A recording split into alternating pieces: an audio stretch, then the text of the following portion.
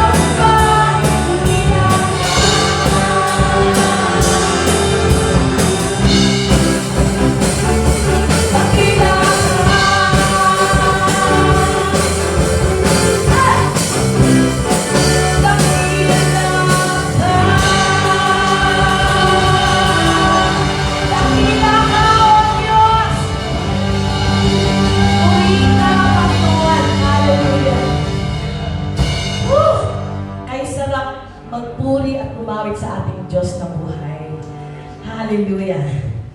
Purihin ka, Panginoon. Samahan niyo po kami sa aming paglapit sa ating Diyos. Tigil muna po natin ang anuman ang ating ginagawa. Umawit po tayo sa Kanya, sa ating Panginoon na nagmumula sa ating puso. Sinabi sa aklat ng salita ng Diyos sa Jeremiah 32:27. Ang sabi ng Diyos, ang Diyos po ang nagsabi, ako si Yahweh, ang Diyos ng lumikha sa lahat ng tao. Walang bagay na mahirap para sa akin, sabi ng Diyos. Amen? Alam niyo, ang bawat isa ay may kanya-kanyang sitwasyon. May pinagdadaan ng hirap, pero pag tayo ay mananalig at kakapit sa ating Diyos, walang mahirap sa Kanya. Yun po ang pangako ng Diyos. Tandaan niyo yan, Jeremiah 32:27. Walang mahirap sa Diyos. Amen. Hallelujah. Kahit sa anong pinakamahirap yan, kaya ng Diyos yan. Amen. Hallelujah. Hallelujah. Purihin ka, O Diyos. Purihin ka. Hallelujah. Oh, glory to your name, O God. Luwalhati sa iyong pangalan, O Diyos.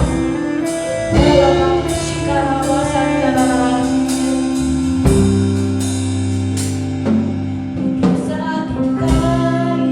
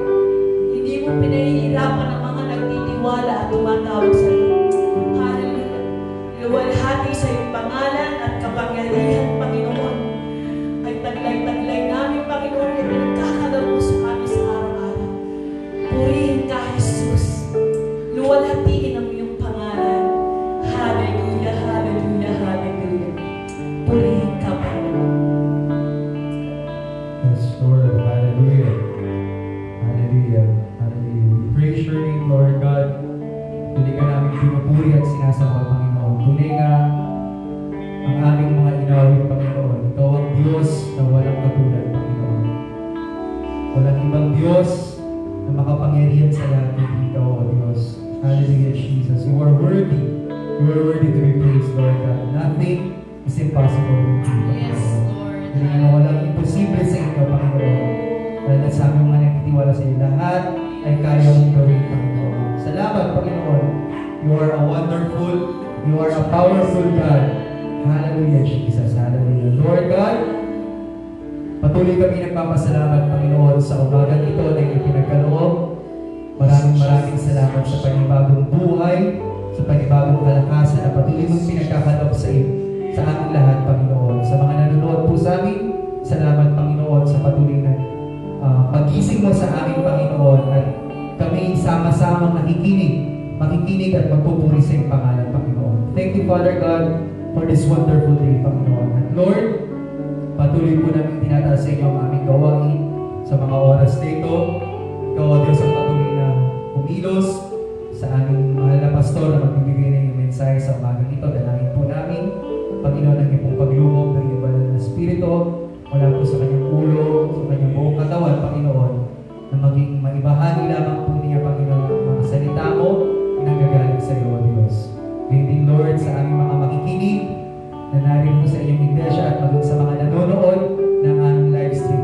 Continue to prepare our hearts and our minds, Lord, as we take your word, as we eat your word, Panginoon. Patuloy mong buksan ang aming mga puso at isipan, Panginoon. Patuloy mong ipaunawa sa amin ang iyong mga salita at malaman namin ang kalooban mo para sa aming Panginoon. Maraming salamat sa patuloy na gagawin mo sa buong araw na ito, Panginoon. Ikaw ang patuloy na maitaas at maluwalhati, Panginoon. Binabalik po namin sa iyo ang lahat ng papuri, pasasalamat at kalwalhatian. Ito po ang aming dalangin sa pangalan ni Jesus. Amen. Amen, amen. Always remember, mahal na mahal po tayo ng ating Espiritu Jesus. Amen. Jesus loves you so much. God bless you po.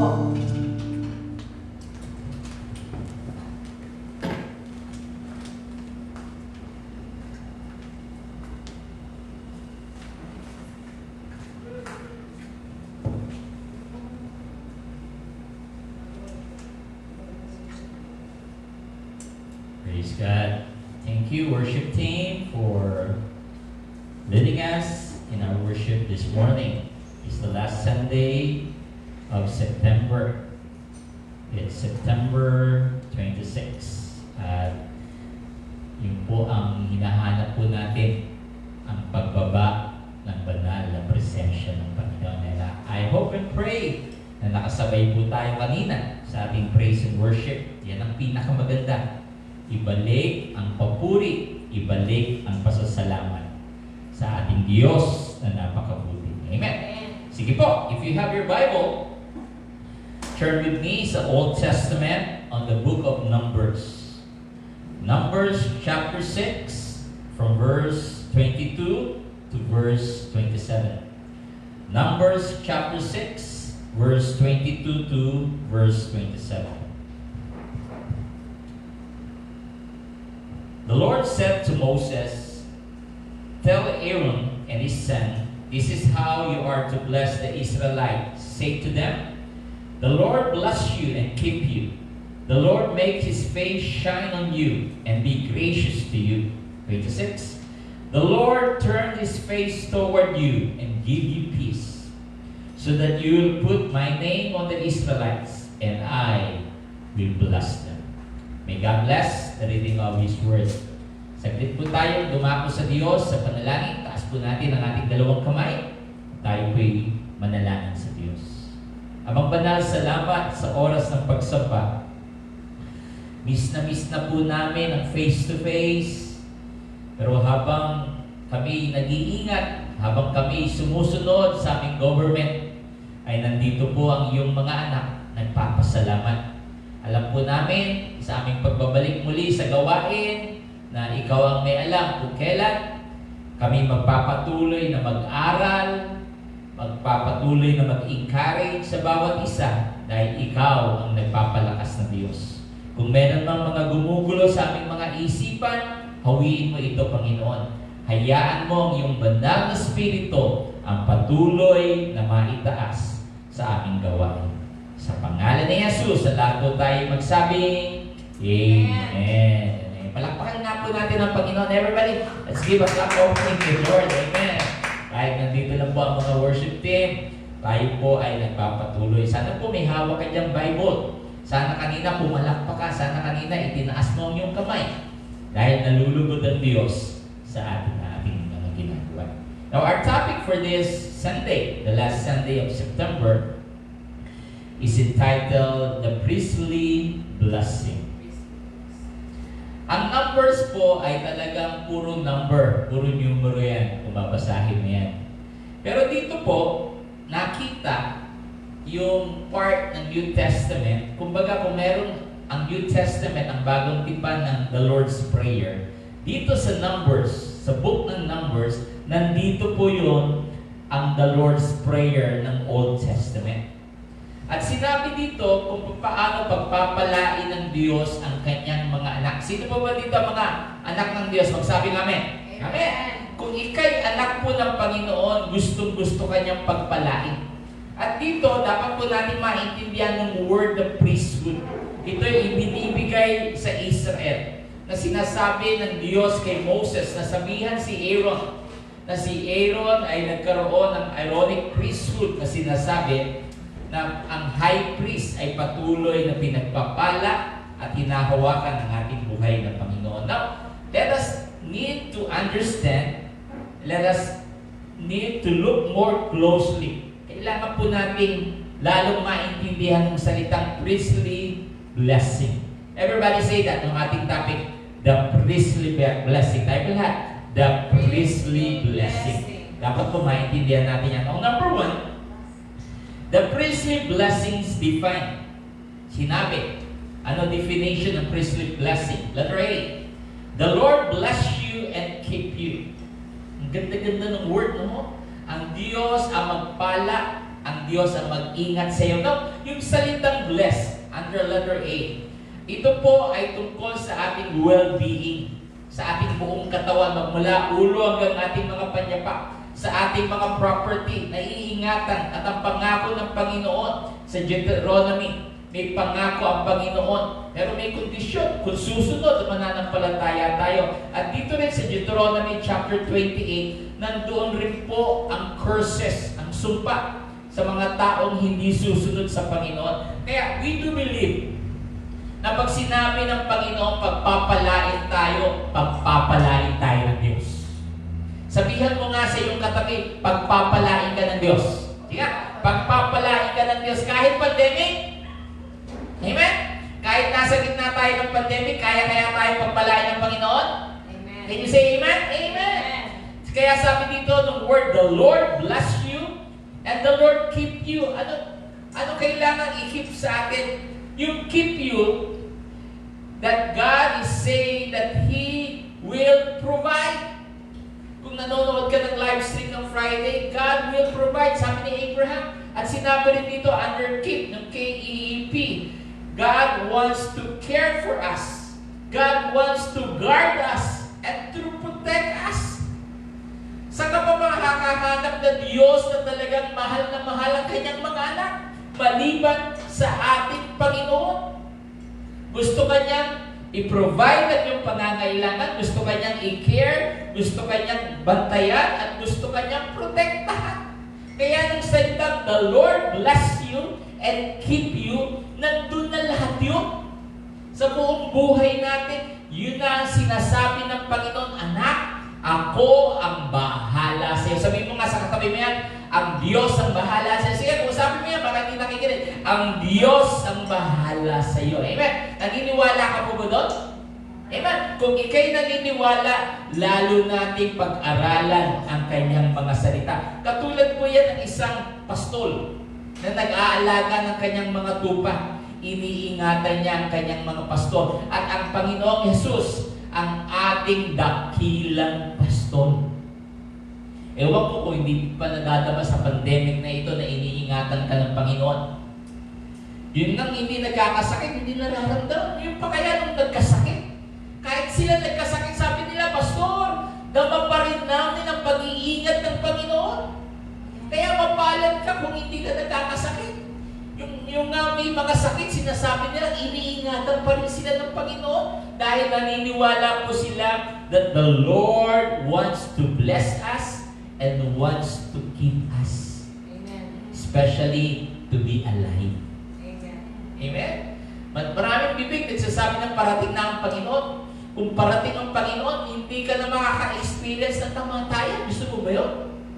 Amen? Dahil papalapit na at papalapit ang pagbalik ng Panginoon. Now, under number 1, letter B, the Lord make His face to shine upon you and be gracious to you. Ang mukha ng Panginoon, gusto niyang lumiwanag, ang gracious niya, ang grasya niya. Kaya madalas po sabihin, ewan ko kung may nadidinig kayong mga Kristiyano pag kinakamusta mo, kamusta ka na? Ano sagot? Pogi pa rin. Ganun ba? Maganda pa rin. Sexy pa rin. Ganun ba? Ang mga Kristiyano medyo spiritual, ang sagot, sa grasya ng Panginoon, ito, buhay pa. Amen? Kasi nga naniniwala tayo, dahil sa grasya, dahil sa habag ng Diyos, kaya ikaw at ako, buhay pa. Amen. Hindi dahil magaling ka mag-ingat.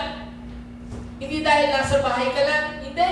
Dahil nandyan ang grasya ng Panginoon. Now, yung salitang make His face to shine on us.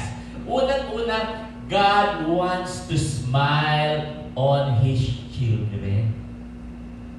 Kaya ayaw na makita ng Panginoon ng mga mukhang ang sungit-sungit. Binless na nga, pero nung mukha pa rin, ang sungit pa rin.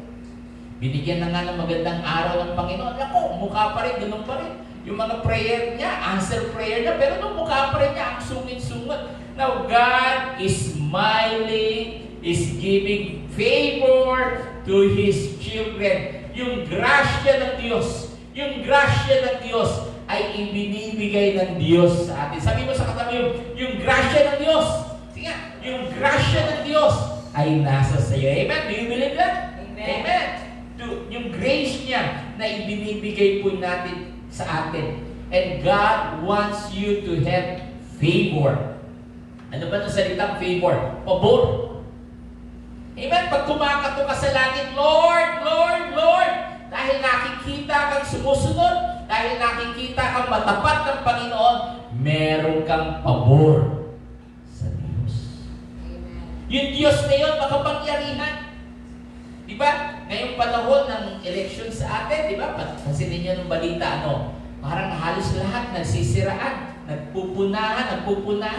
Ibig niya silang sabihin, huwag niyo itong iboto, huwag niyo itong iboto. Kung ikaw naman kandidato, iboto niyo ako. Tapos na iba naman, huwag niyo yan. Ganun po sa Pilipinas.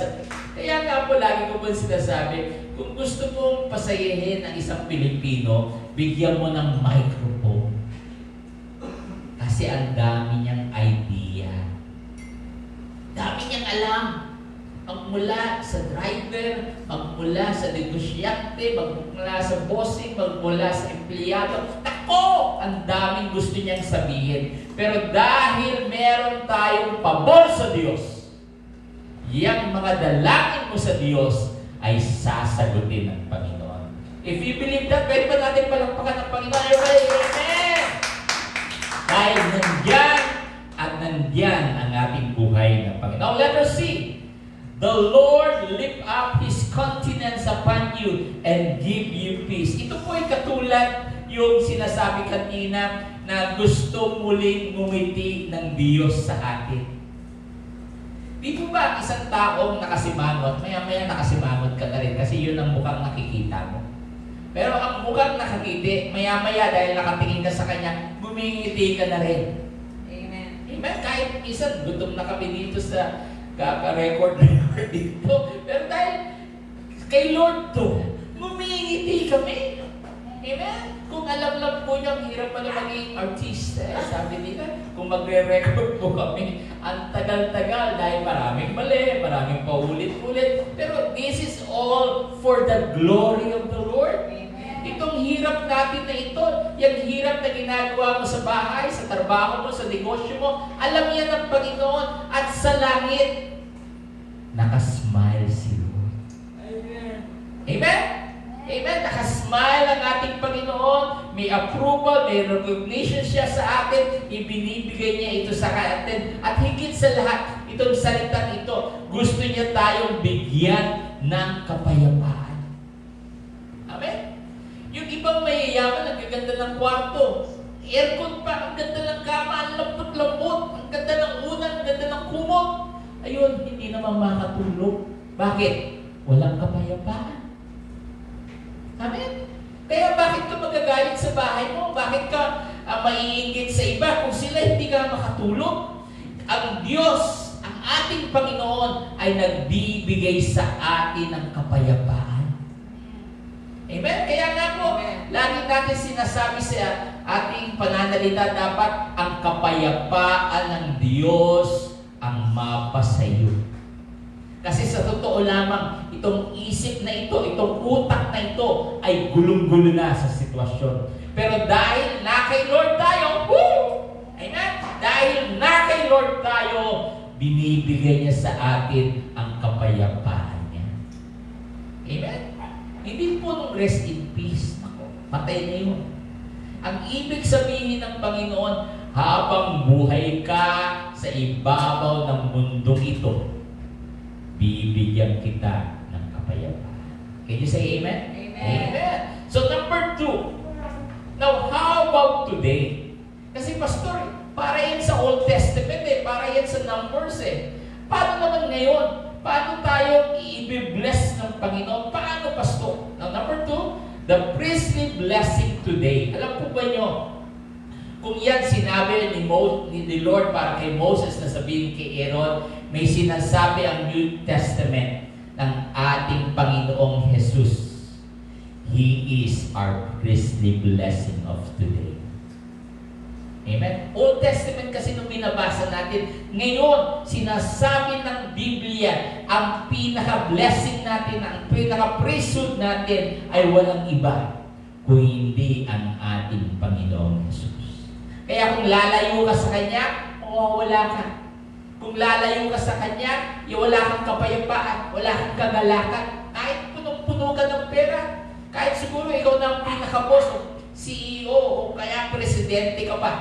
Kung wala sa iyo ang Diyos, may kulang ka. Pero kung meron kang Diyos, buo ka. At ikaw ay may kapayapaan sa Kanya. Tapos naman po, letter A. The Lord bless you and keep you.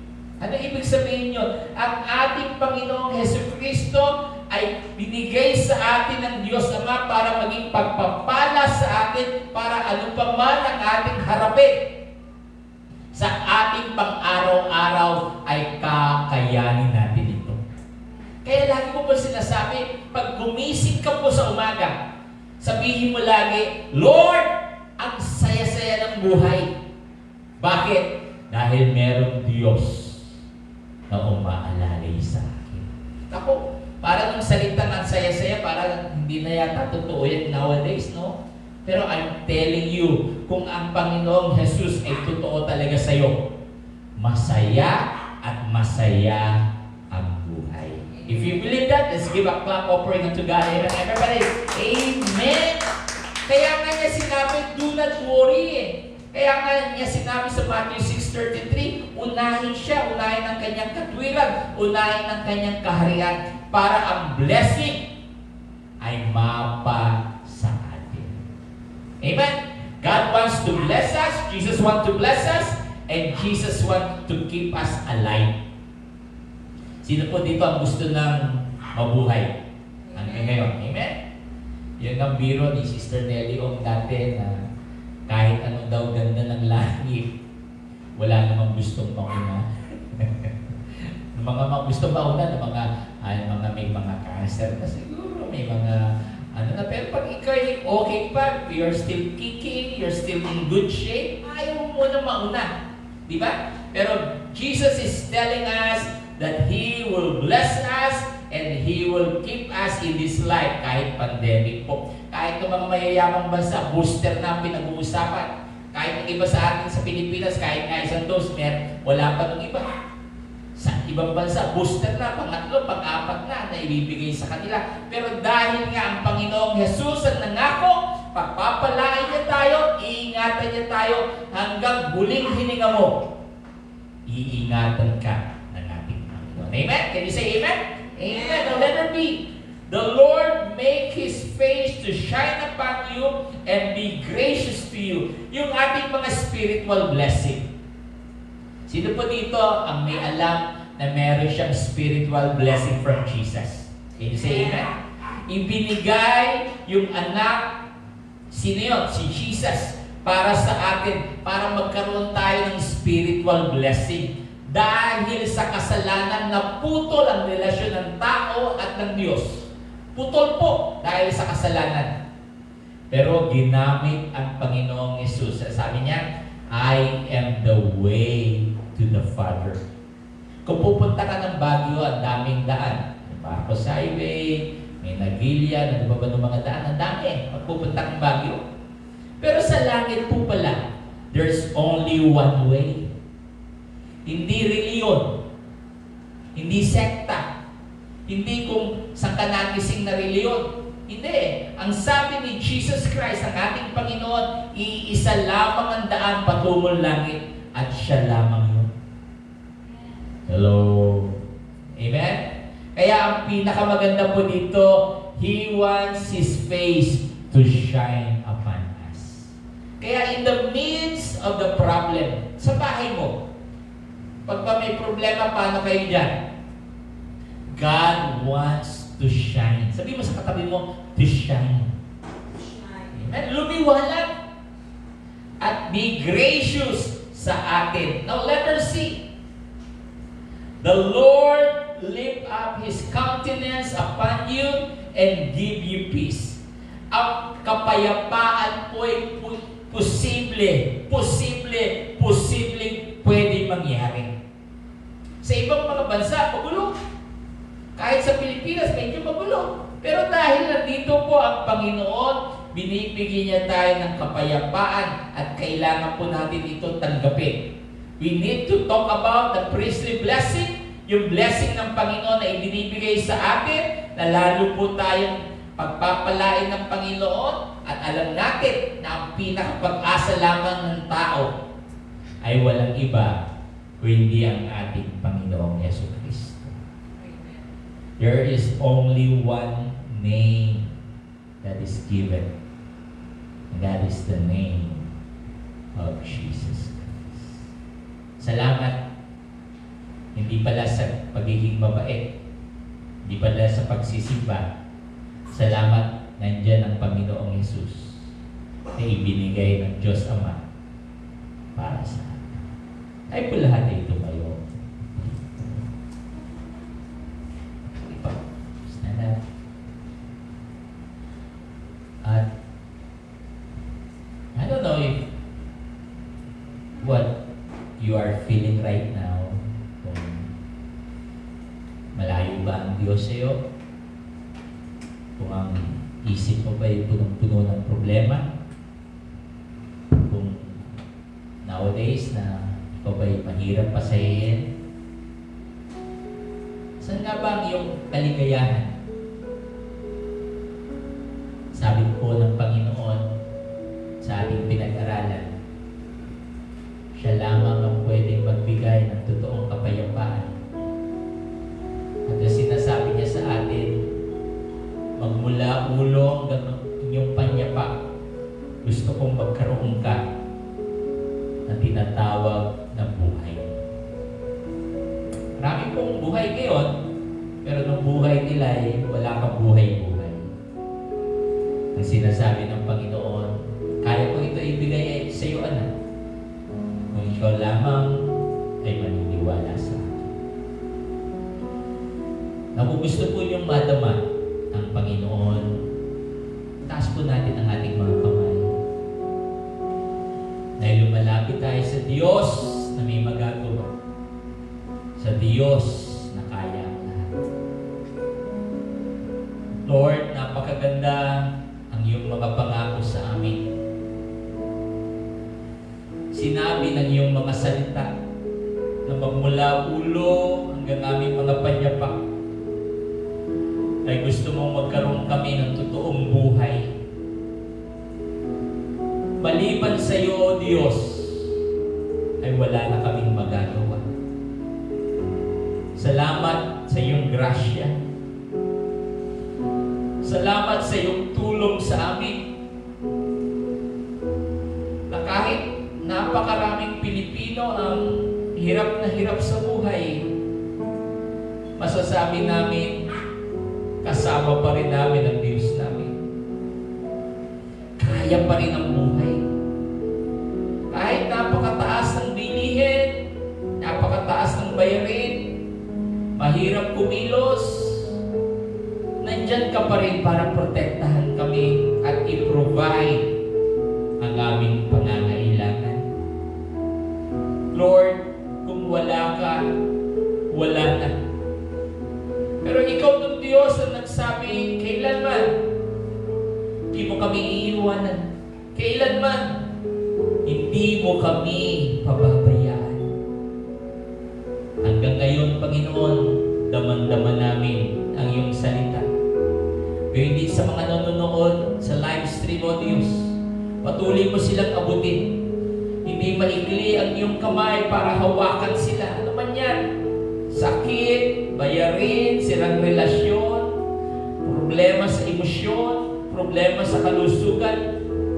Ikaw ang bahala sa amin, Panginoon. Salamat sa aming pinag-aralan about priestly blessing. Dahil ikaw ito, Panginoong Jesus.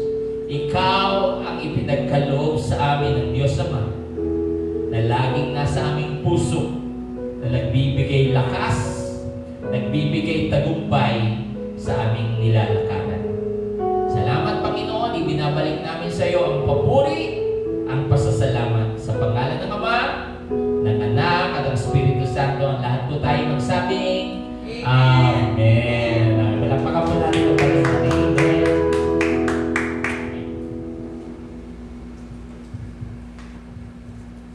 Thank you, Pastor, sa message niyo. By the grace of God, we are always blessed and the favor is always upon us.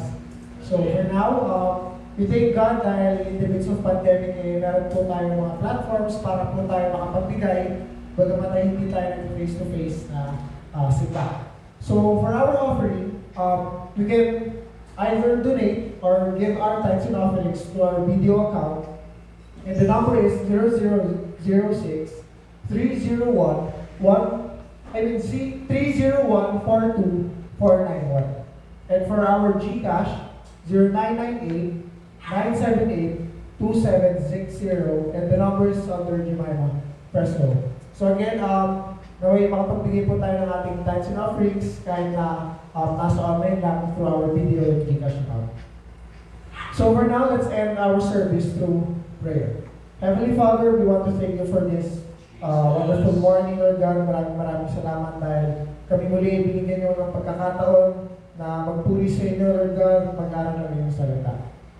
Lord, I pray for our church na bagamat bis na namin na bautisa. Lord, maraming salamat dahil patuloy niyo po kami binibigyan ng patience. Lord God, na hintayin namin ang perfect timing para po kami makapagkita-kita ulit. And I pray for our country as well. I pray for the leaders sa lahat po na nagmumuno sa bansang Pilipinas. And sa buong mundo na rin, Lord God, I pray na ang inyong favor ang patuloy na shine upon to all of us. And Lord, ibalik ko po ang aming puso at isipan, Lord God, sa next service the next Sunday. So we glorify your name and this we pray in Jesus' name. Amen. God bless everyone.